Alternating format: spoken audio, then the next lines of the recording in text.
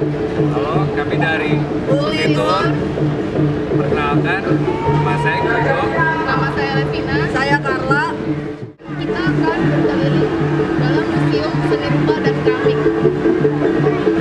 Selamat pagi semuanya, selamat datang di Museum Seni Rupa dan Keramik Kota Tua. Oke, sekarang perkenalkan nama saya Carla. Saya akan memandu kalian keliling-keliling bagian utama museum ini. Mulai dari sini, bisa dilihat ini ada patung dari tanah liat dari zaman Majapahit dengan judul Patung Perwujudan Dewi. Perwujudan Majapahit, dewi-dewi pada zaman itu digambarkan bertubuh mungil dan berbadan lentur. Selanjutnya kita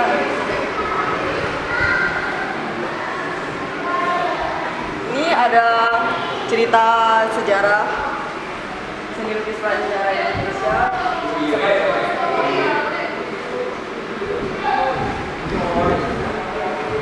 Lalu kita ini sudah diawali sejarah prasejarah dengan 5.000 tahun yang lalu. Ini lanjut ke sini. Ini patung wanita, ini juga dari zaman Majapahit dan terbuat dari tanah liat. Anak-anak di sini rata-rata terbuat dari tanah liat dan dari zaman Majapahit dengan ukuran yang berbeda-beda. Ini tingginya 28 cm, diameter 15 cm. Sini ada relief wanita dengan tinggi 20 cm dan diameter 15 cm.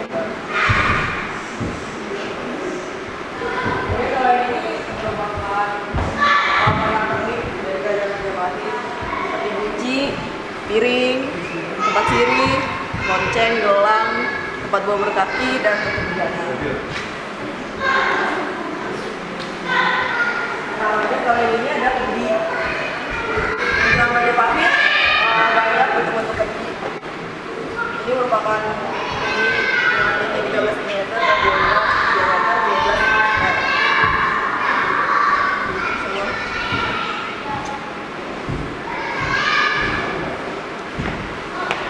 Ini juga keramik Majapahit yang berbentuk kendi.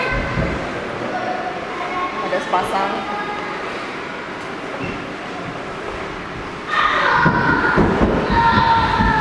Kemudian kalau ini figur, keramik figur kepala wanita, ada kepala pria, kepala wanita lagi dengan tinggi rata-rata 9 cm dan diameter 8 cm.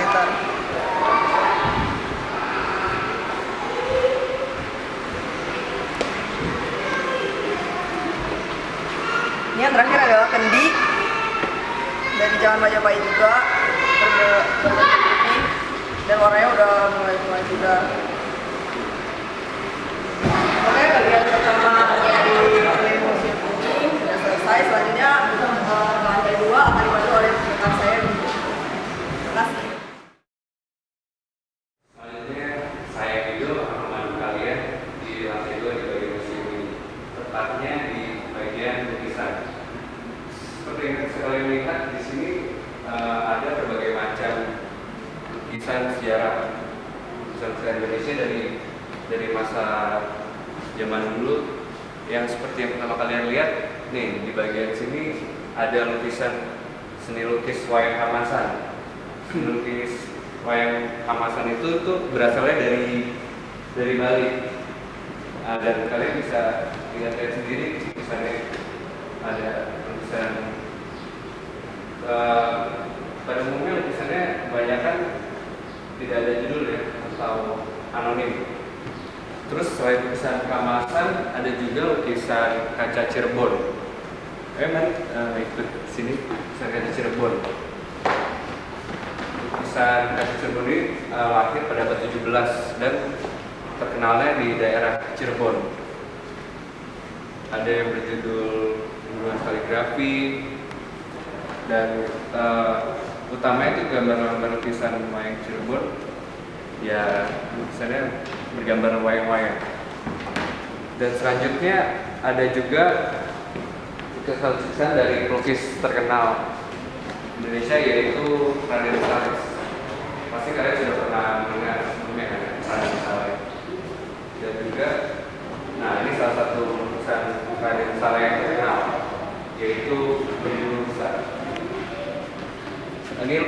lukisannya pada tahunnya 1800-an, jadi di sini juga bukan lukisan asli, tetapi replikanya, yaitu sudah di print.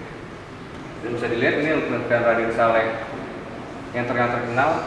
Nah, selain itu kita bisa lanjut lagi ke bagian dalam lantai 2 ini. Oke, mari silakan.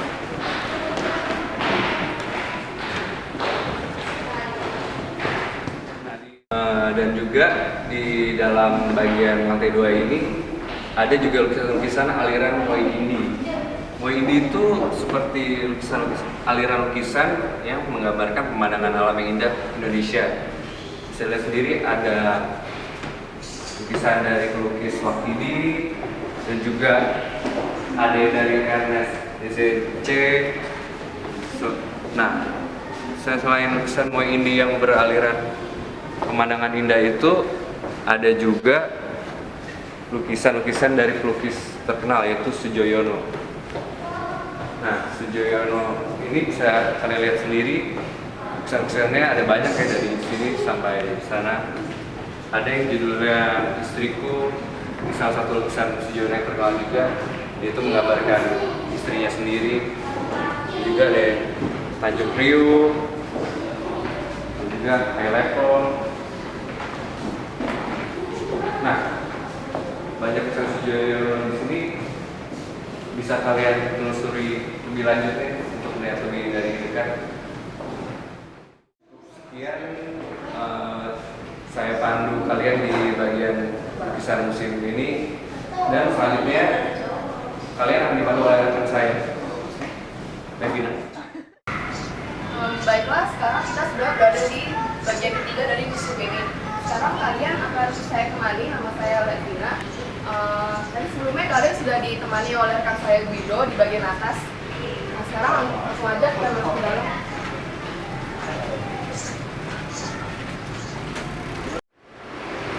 Nah, ini adalah bagian dalam dari museum ini. Bisa kalian lihat sekelilingnya banyak sekali lukisan-lukisan tradisional yang dihasilkan oleh seniman-seniman zaman dulu. Di sini ada karyanya Avandi ini sebenarnya adalah murid dari Sujoyono yang tadi kalian lihat tulisannya di atas. Ini karyanya yang berjudul Perahu, dibuat tahun 1968. Bahannya itu dari kanvas dengan menggunakan cat minyak di 74,5 kali 94 cm. Lukisan-lukisan Avandi ini dia menggunakan teknik tidak menggunakan kuas, tapi menggunakan tangan. Jadi catnya itu diaduk-aduk dengan tangan, langsung ditempelkan ke kuas. Jadi sepertinya agak berantakan seperti ini. Alirannya itu agak realis, lebih mengarah ke surrealis. Dilukis di atas kanvas dengan cat minyak juga. Di ukuran kanvasnya itu 102 kali 88 cm. Lalu yang di sebelah sini juga ada lukisannya. Ini tentang potret dia sendiri, tapi dalam bentuk abstrak, jadi tidak terlalu jelas bahwa ini potretnya, tapi kita tetap masih bisa mendefinisikan itu. Dibuat oleh Avandi tahun 1975 dengan kanvas dengan cat minyak di ukuran 113 kali 88 cm. Avandi ini sangat terkenal sekali Indonesia. Dia mempunyai anak yang bernama Kartika. Kartika itu juga seorang pelukis jadinya.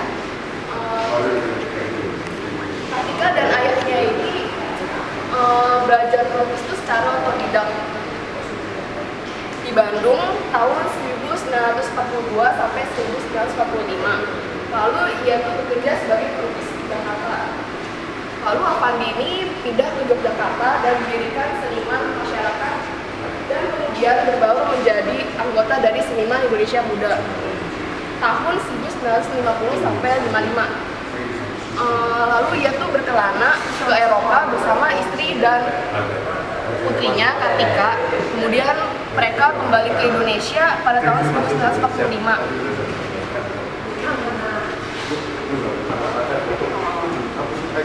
bisa kalian lihat lagi sekeliling lukisan-lukisan ini.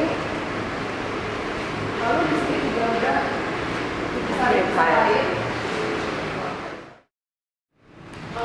Ya di sini ada lukisan-lukisan dari Lekra. Lekra itu adalah organisasi yang dibentuk oleh Avandi, yang didirikan juga bersama dengan PKI. PKI itu sebenarnya dilarang, jadi orang-orang PKI itu ditangkap karena emang dilarang, dan Avandi itu juga ditangkap pada zaman itu.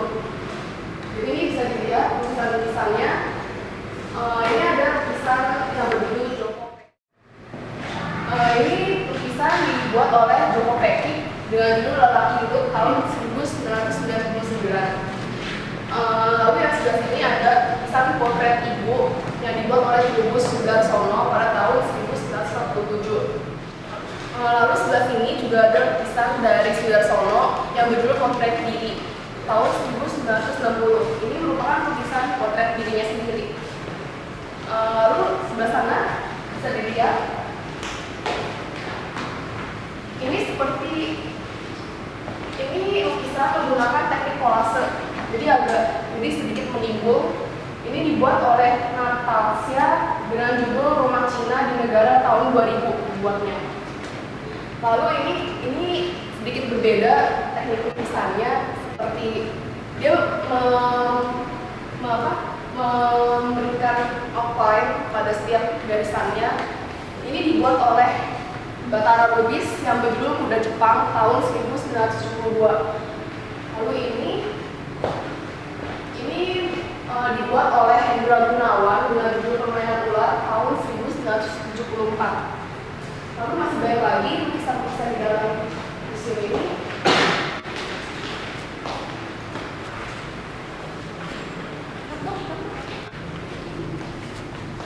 Lalu di sini kita bisa lihat ini semua lukisan adalah hasil karya dari alumni ITB, Institut Teknologi Bandung, yang sekarang sudah menjadi seniman terkenal yang diketahui oleh banyak orang. Di sini ada lukisan karya Haryadi Suwadi dengan judul Potret Diri tahun 1956. Lalu di sini ada lukisan dari Abbas Alif Rasya dengan judul Kelenteng tahun 1961. Bisa dilihat di sini unsur etnik Tionghoanya sangat muncul ya. Lalu sebelah sana bisa dilihat lukisan. Lalu di sini ada lukisan dari Ahmad Sadali dengan judul Huruf A di bawah tanda siram tahun 1976. Di sini ada juga lukisannya dengan teknik yang sama, bisa dilihat sama kan tekniknya, dengan judul Perahu di Pulau Bari tahun 1975. Lalu untuk tempat berikutnya akan dijelaskan oleh rekan saya Carla. Ya, sekarang balik lagi bersama saya Carla Safira. Setelah tadi kalian melihat lukisan-lukisan sono, sekarang kita balik lagi ke keramik. Ini ada keramik-keramik dari Majapahit yang di bagian sini. Terus ini ada celengan berukuran tinggi 25 cm dengan diameter 26,5 cm. Keramik Majapahit juga. Ini pokoknya keramik-keramik dari zaman Majapahit. Celengan, ini ada yang berbentuk babi besar, yang ini babi-babi kecil. Ini beli-beli terbuat dari tanah liat. Dan kita beralih aja ke ruangan selanjutnya.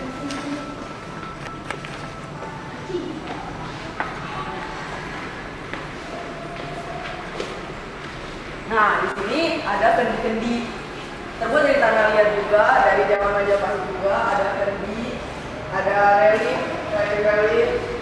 Yang ini perwujudan laki-laki menjaga bangunan suci. Ini ukurannya kira-kira tinggi 10 meter dengan diameter 24 cm rata-ratanya. Kemudian yang ini antefix.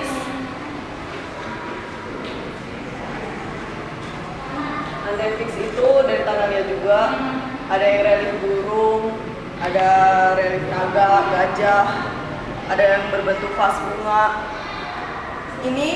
Yang ini pelipih benda-benda upacara. Ukurannya kira-kira sama tingginya 24 cm dengan diameter 25,5 cm. Terus selanjutnya kita ke ruang sini.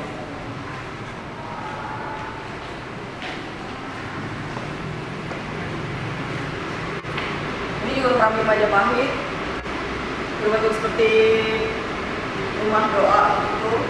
Ini kendi-kendi.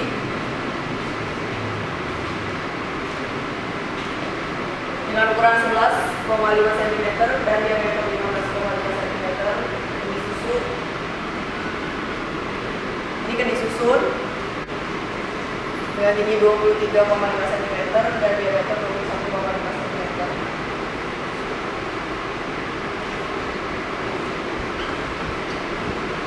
Nah, kalau yang ini merupakan figur terbuat dari tanah liat juga, dengan tinggi kira-kira 11 cm dan diameter 9 cm.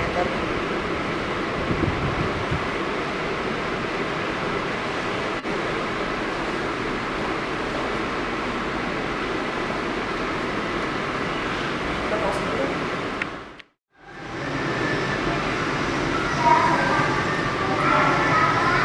Oke, baik, kita udah sampai ke bagian akhir dari museum ini. Di Kota Tua ini masih banyak museum lain yang bisa kalian lihat. Selamat berselanjutnya.